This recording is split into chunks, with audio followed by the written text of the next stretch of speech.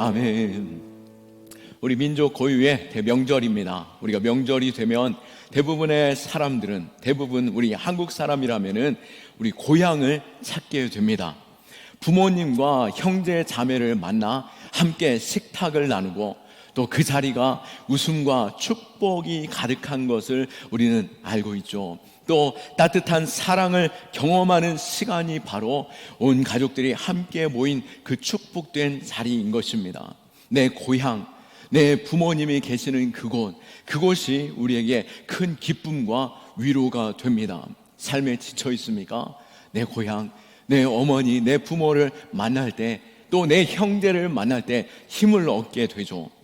우리가 고향을 통해서 쉼과 또 가족됨을 더욱더 깊이 경험하듯이 우리의 신앙 여정에도 우리가 바라고 기대하고 또 그리워하는 궁극적인 본향이 있습니다. 어디입니까? 바로 하나님 아버지, 그곳 하나님의 나라인 것이죠. 우리가 2025년을 시작하면서 주님이 가르쳐 주신 기도를 우리가 함께 묵상하고 있는데요, 오늘 세 번째 강의로 10절 말씀에 나라가 임하옵시며 라고 고백하고 있습니다. 주님 기도의 중심이 되는 그 메시지와 같습니다. 하나님의 나라 임하여 주옵소서. 이 기도는 단순히 우리가 하나님의 나라 언제 갑니까? 죽으면 가는 것으로 생각하고 있죠. 우리가 예수 안에 있을 때 죽으면 저 천국을 누리는 복을 얻게 됩니다. 그러나 오늘 주님께서 주기도문으로 우리가 이 땅을 살아가면서 주신 그 기도의 제목으로 주시며 나라에 임하옵시며 라고 기도하는 이 기도의 제목에, 이 나라는 우리가 죽음 후에 가는 그 나라, 우리가 그 나라를 바라보고 소망하게 하여 주옵소서라고 하는 그 단순한 그리고 막연한 그 나라를 바라보는 것이 아니라, 주님께서는 이 기도를 통하여서 지금 내 삶에, 내 현장에 하나님의 나라가 임하게 하여 주옵소서라고 기도하고 있는 것입니다. 오늘 본문에서 예수님이 말씀하신 나라가 임하오시며의 이 나라라고 하는 이 단어, 원어상으로 바실레아라고 하는 헬라어 단어를 쓰고 있는데요, 이것은 단순히 지리적인 땅을 의미하지 않습니다. 또 정치적인 어떤 국가를 의미하는 단어가 아닙니다. 이 바실레아라고 하는 이 단어는 통치하다, 다스리다 라고 하는 그 의미를 담고 있는 단어로서 그 나라의 통치와 다스림을 말씀하고 있는 것이며, 주님께서 이 나라, 하나님의 나라가 이곳 가운데 임하기를 구하는 그 기도 제목에 바로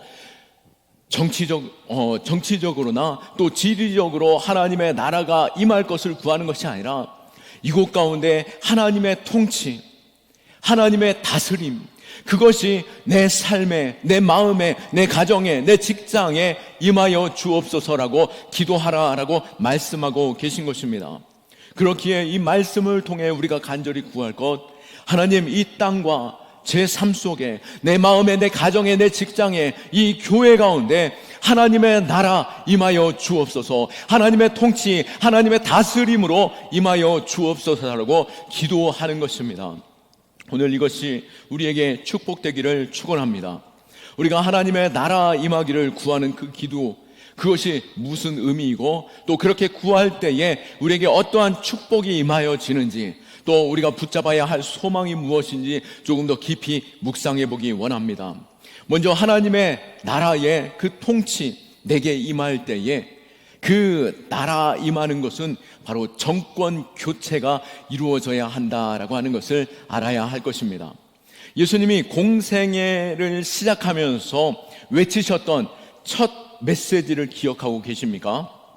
마태복음 4장 17절 말씀에 예수님께서 공생애를 시작하시면서 말씀하시는데요, 이때부터 예수께서 비로소 전파하여 이르시되 회개하라, 천국이 가까이 왔느니라 하시더라. 아멘. 주님께서는 천국이 가까이 올 것에 대하여 이미 예수 그리스도를 통하여 천국이 이 땅 가운데 임하였음을 선언하면서 어떻게 말씀하십니까? 회개하라라고 말씀하고 있는 것입니다.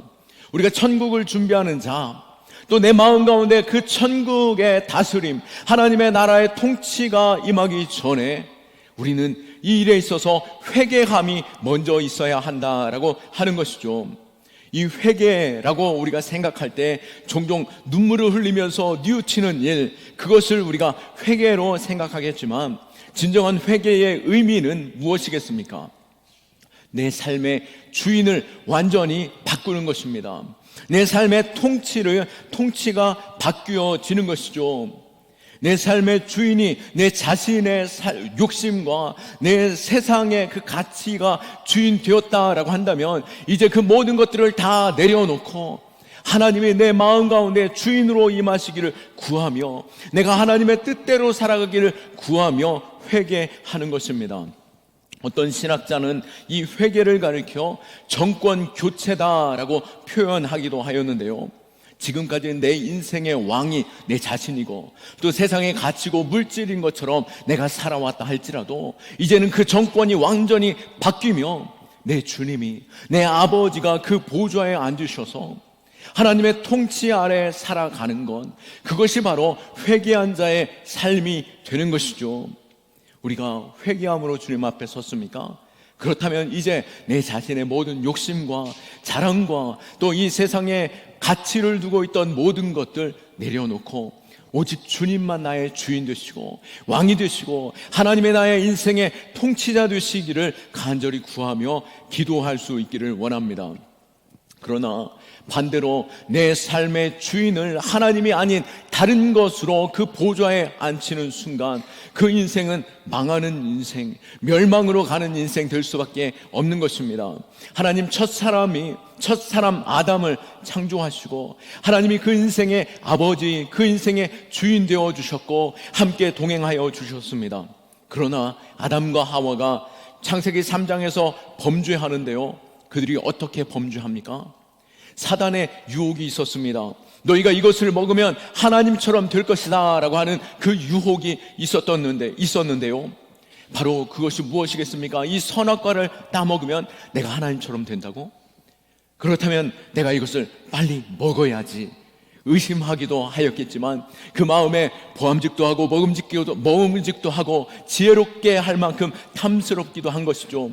이것을 먹을 때 내가 주인 되어질 것처럼 이제 내가 하나님의 뜻대로 사는 것이 아니라 내가 결정하고 내가 선택하는 것으로 내가 책임지면 되지 뭐 라고 하면서 선악과를 따 먹은 것이죠.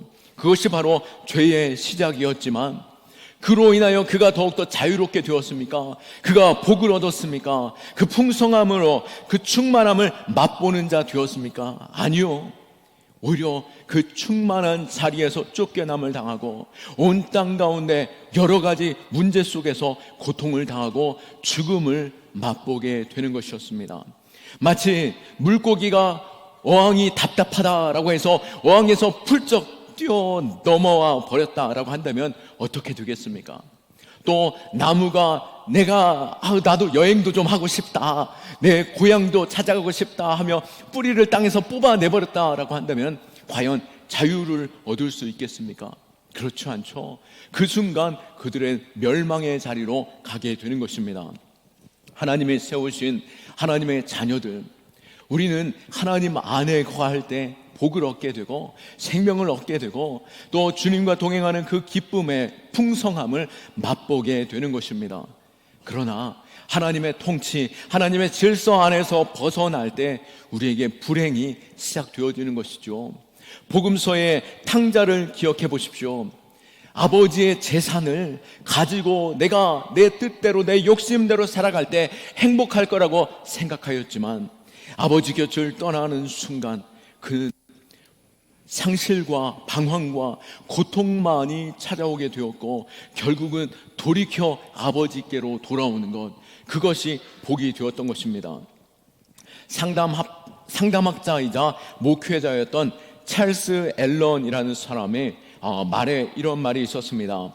상담을 요청하는 사람들의 99%는 마음에 고독함이 있다, 고독이라는 병을 가지고 있다라고 하는데요, 그들이 결국에는 이 고독함의 그 공허한 마음, 외로운 마음, 채울 수 없는 그 마음 속에 결국에는 자신의 물질로, 사치로 그 고독을 채우고 알코올로 그 고독을 채우고 약물이나 성적 쾌락을 통하여 고독을 채우려고 하고 또한 폭력이나 도둑질을 통하여서 고독을 벗어나려고 해보지만 결국 그것은 자신을 더욱더 피폐하게 되고 공허하게 되고 또 그것으로 인하여 고통의 자리로 나아가고 마는 것이죠. 우리 안에 공허함이 있습니까?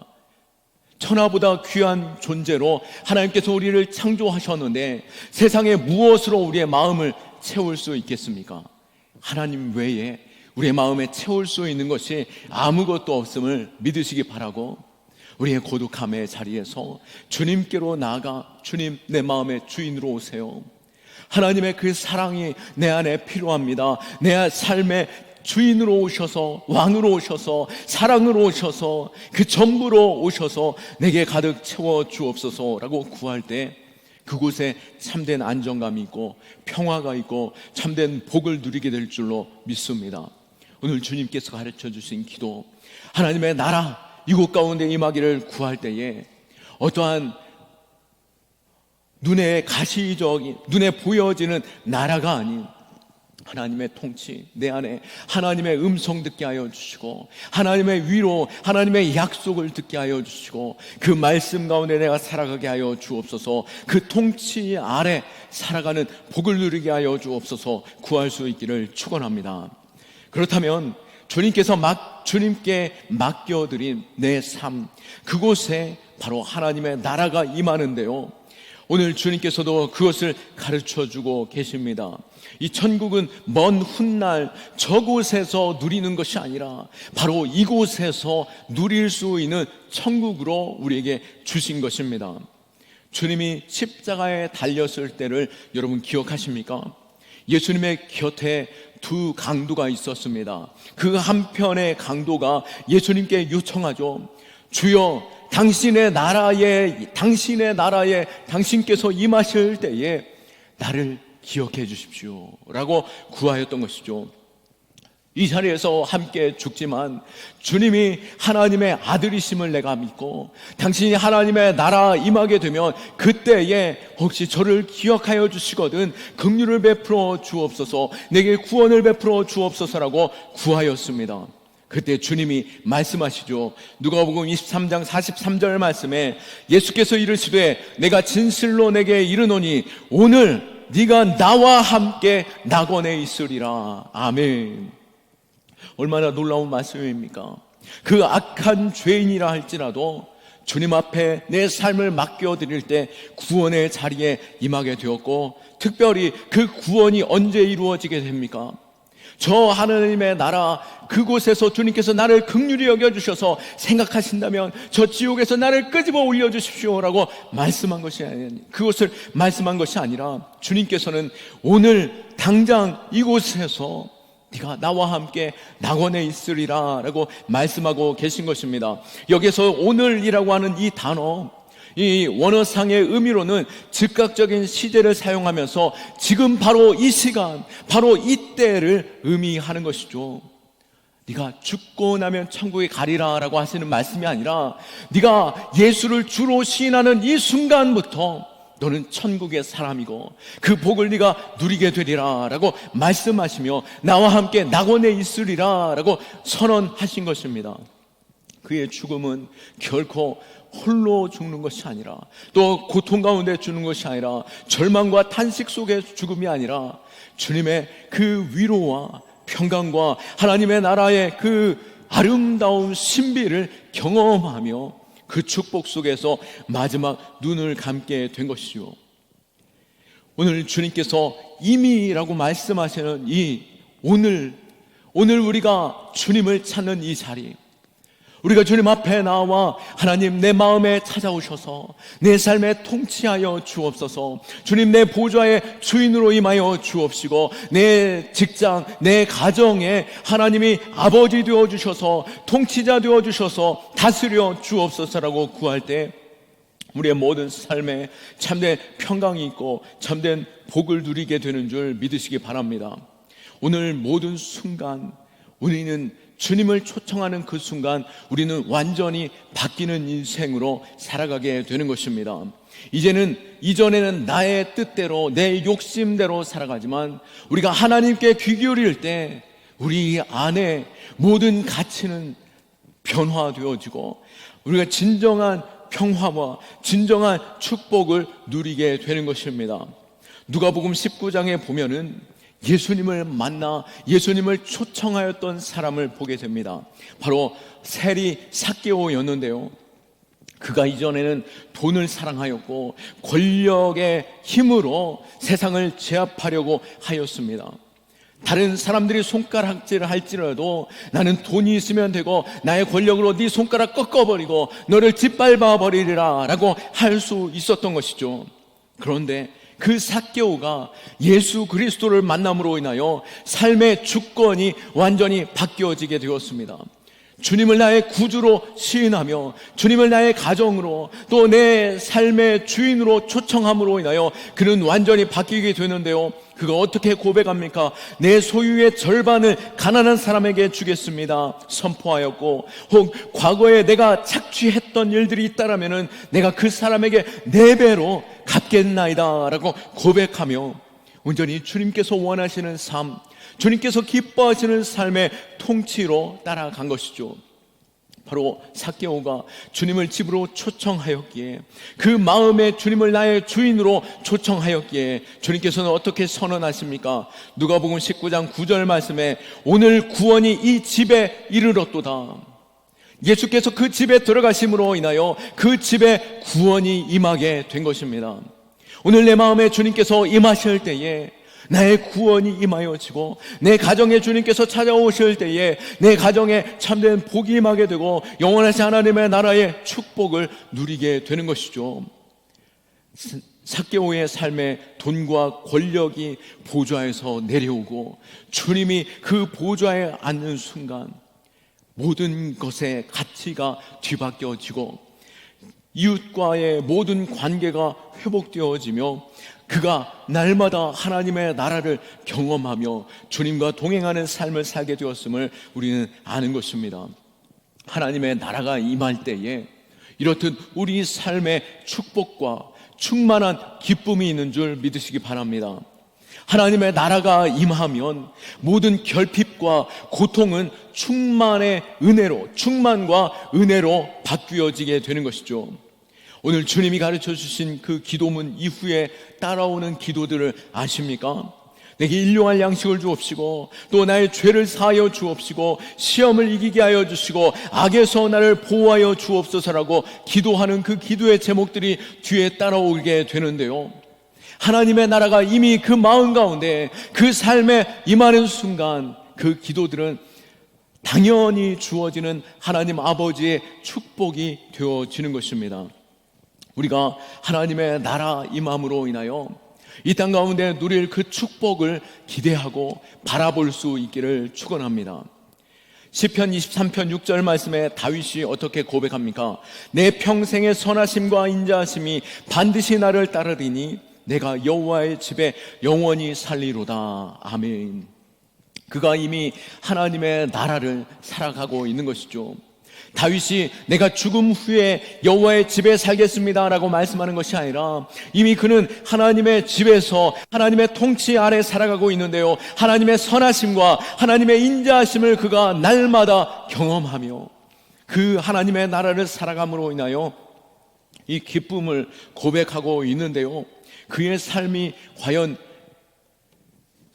우리가 시선으로 바라볼 때, 그 인생의 여러 가지 어려움들을 바라볼 때 그 역시도 고난이 있었고 고통이 있었고 또 절망이 있었고 어려움들이 있었지만 하나님께서는 그 모든 상황 속에서 그 하나님의 동행과 하나님의 성품과 하나님의 나라가 그에게 임함으로 인하여 그는 축복을 누리는 삶을 살게 된 것이죠. 어떻게 고백합니까? 5절 말씀, 23편 5절 말씀에 보면 주께서 내 원수의 목전에서 내게 상을 차려주시고 기름을 내 머리에 부으셨으니 내 잔이 넘치나이다. 아멘.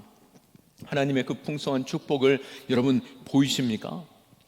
바로 원수의 목전에서 두려워하거나 낙심하거나 또 떠는 자가 아니라 불안해하는 자가 아니라 오히려 원수의 목전에서 하나님께서 베풀어 주시는 상을 바라보며 하나님께서 부어주시는 그 축복으로 말미암아 내 잔이 넘치나이다 라고 고백함과 같이 우리의 모든 인생의 어려움과 두려움의 순간, 또 모든 위기 가운데서도 하나님이 나와 함께 하시고, 내가 하나님의 그 통치 아래에 있을 때 그 원수조차 그 앞에서 하나님께서 상차려 주시는 그 기쁨과 부풍성함과 그 넉넉한 은혜를 누리게 된다라고 하는 것이죠.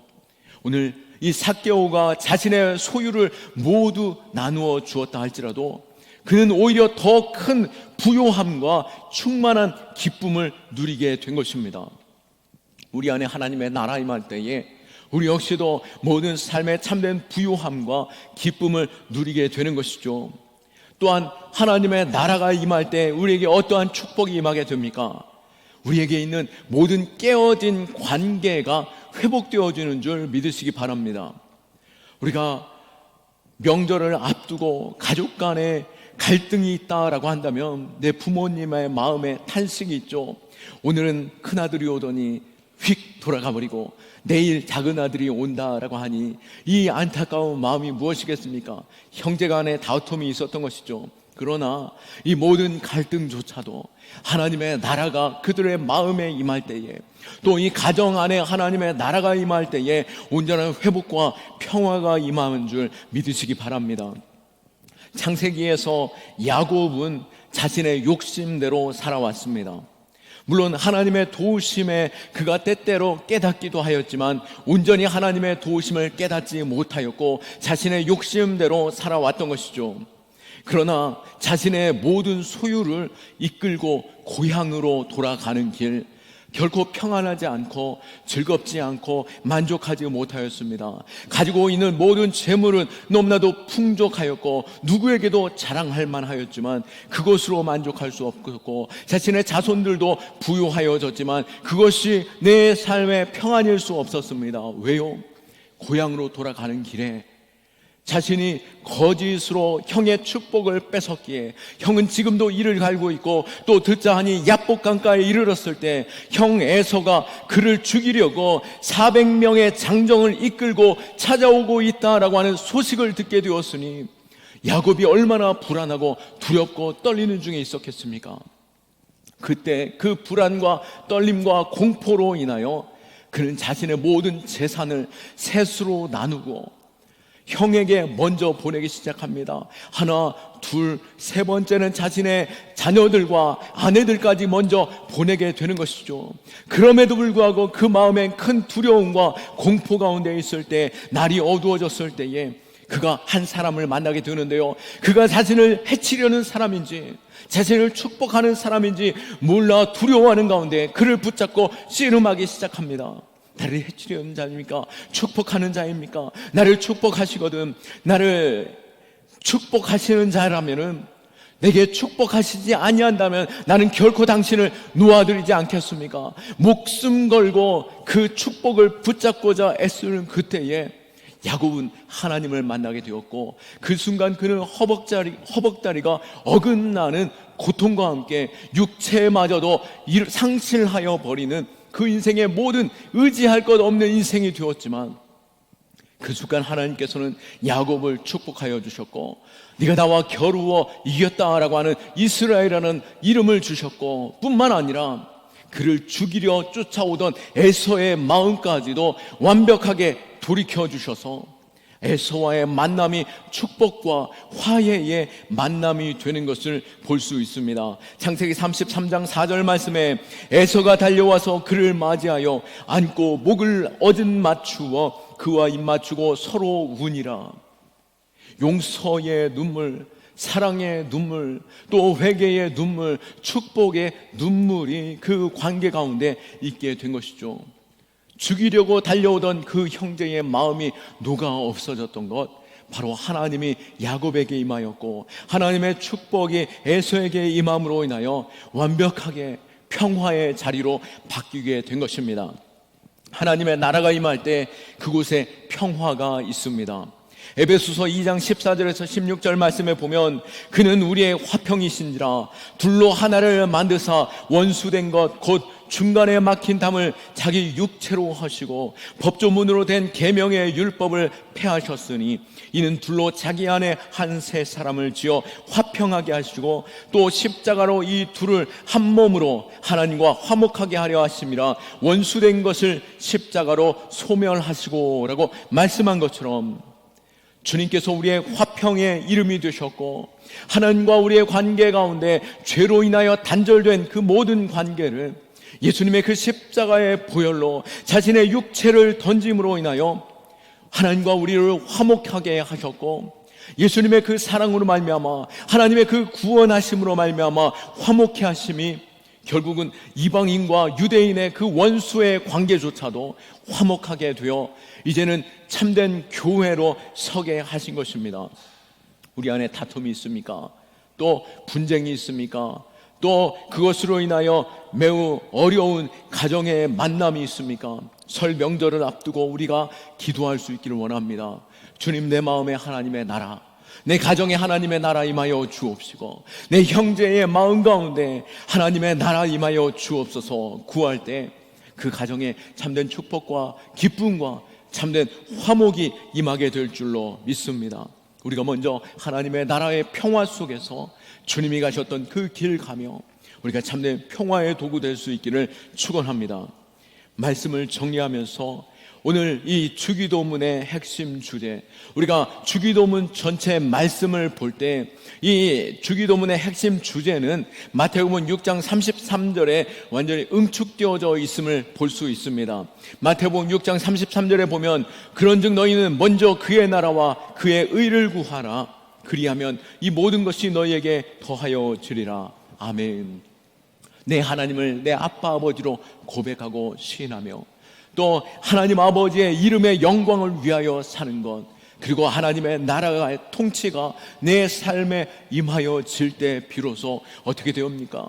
모든 것이 하나님께서 이미 있어야 하는 줄 아시는 가운데 이후에 있을 그 기도의 제목들, 내 삶의 필요의 양식과 죄사함과 시험으로부터 하는 모든 보호하심, 모든 악에서의 구원하심, 그 모든 일들이 온전히 우리의 삶에 이루어짐을 믿으시기 바라고, 우리가 무엇보다도 먼저 그의 나라, 무엇보다도 내 삶에 하나님의 나라가 임하시기를 간절히 구하며 이 명절을 통하여 하나님께서 주시는 그 풍성함과 그 평화를 맛볼 수 있는 저와 여러분 될 수 있기를 원하고, 우리의 모든 걸음 가운데 하나님의 나라 임하여 하나님의 놀라우신 그 축복과 그 인도하심을 경험할 수 있는 복된 자의 삶이 될 수 있기를 예수 그리스도의 이름으로 축원합니다. 아멘. 우리 하나님께 영광의 박수 올려드립니다.